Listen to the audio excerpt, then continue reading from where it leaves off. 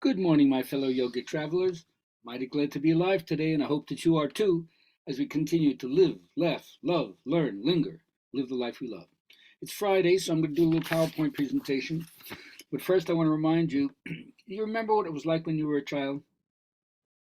Can you still see yourself as that sweet, vulnerable, precious little one who deserves loyalty, care, advocacy? Think about how you would think about a pet, like your dog or your cat, or something that's really endears you to them. Your concern for them, your feeling of warmth for them, your determination to like be with them and share those experiences. Think of your little child in you that same way. In fact, I suggest you carry a picture of yourself when you were a little kid around in your wallet to remind you. Um, if you want to help your future self,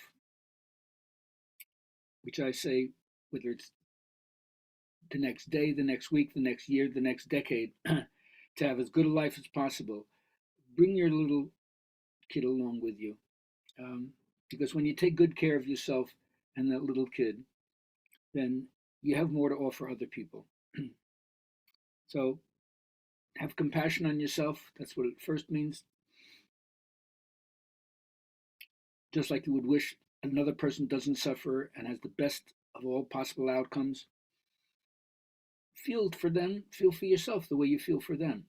Recognize that this is tough and things hurt, but it's in our nature, it's in our psychological and neurological systems to evolve. We've evolved because we know how to nurture each other. We bond with friends, with mates. It's what holds a whole village together, you could say. And so your own self compassion will reduce self criticism. It'll lower your stress levels, your cortisol. So do what's self soothing and you'll encourage yourself. Uh, and if you're really not sure about yourself, just bring to your own mind somebody who really cares for you. Just close your eyes and think about how they see you, how they think about you, how they want you to feel good and do well in your life. Just receive that and take it in. And just be open to that feeling, and you'll see how much more settled and peaceful you do feel. All right? So, and besides, the experience of receiving love from other people primes the circuits in your own brain to be able to give. All right, so here's my first slide. It's Erickson's 8 stages of psychosocial development, and I don't want to go over all of them. You can look it up yourself, but especially for me as I get into these older years, generativity versus stagnation. Can I continue to be creative and productive, but not making money, not an economic flywheel driving me, but instead, can I generate by mentoring, by blessing the people coming after me? If I don't, I feel like I'm stuck, like I'm dead in the water. I stagnate with all the power and creativity that I've developed over my life if I can't give it away. And then it gets you to the last stage of life, ego integrity versus despair. I don't know if anybody ever can say, like, I've finished all my work and I'm ready to let go. But one thing is, if you don't do this work toward the end of life, things look bleak.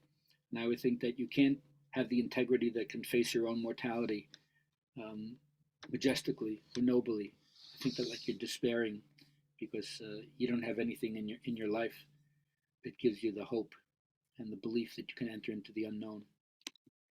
All right, so we're just like the Starship Enterprise, right? The mind gym is what I call this one, right? That each one is a pioneer of consciousness. Each one has to make a quantum leap of additional potential that we have, like the starship, going boldly where no one has ever been before. And I love the integration of the crew to indicate the diversity of everybody traveling together. Yes. So remember, conversation is intercourse for the soul. Each one of us needs to be heard. Everybody has a Me Too voice. And so, why do we promise each other everything except each other? We need each other to find our way. You'll see this echoed at the end of this presentation. So, yes, there's reason to weep for unbearable tragedy that exists in the world. But when we're bombarded with images of the worst of what we can do to each other and what we believe about each other, it doesn't seem like it gives you any hope to go forward, does it? So, what gives you hope and what frightens you? Hope and fear, hope and fear. These two little rascals we have to deal with. But if you learn that our life is to be cooperatively and not just competitively understood, then we need each other. We help each other. And it's increasingly difficult to know what to do sometimes to provoke the best in us. But I guess if you were a chess champion, you would want the best there is to face the game against. Now, all are equal, that's true, but not all are equally human. That means all beings are born human, but you have to learn how to be a human being. And sometimes, if you have a bad role model, what gets imprinted is not the best of what we're potentially capable of doing. But we believe we have something to offer. Otherwise, what's the sense of talking to anybody? Stonewall people. Let's speak to the hand. Everybody has different experiences. It's amazing how we could learn from anybody if we're open to it.